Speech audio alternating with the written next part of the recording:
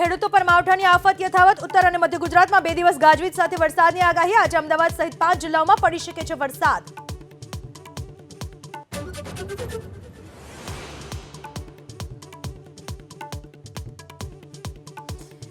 કમોસમી વરસાદની આગાહી વચ્ચે રાજ્યના કેટલાક વિસ્તારમાં કાળઝાળ ગરમીનો પ્રકોપ. આજે સુરત, વલસાડ, પોરબંદર અને ભાવનગરમાં તો કાલે કચ્છમાં હીટવેવનું એલર્ટ.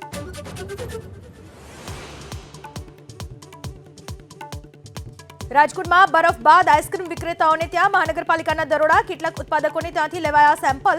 પેકિંગમાં મેન્યુફેક્ચરિંગ અને એક્સપાયરી ડેટ ન હોવાનો ખુલાસો.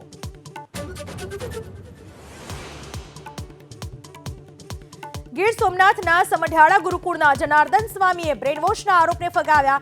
માતા પિતાની મંજૂરી વગર સાધુ ન બનાવાતા હોવાનો સ્વામીએ આપ્યો જવાબ.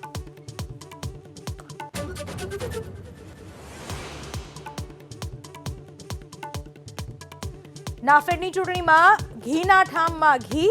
મંડળી વિભાગમાં મોહન કુંડારિયા ચૂંટાયા બિનહરીફ. 4 ઉમેદવારોએ ફોર્મ ખેંચ્યા પાછા.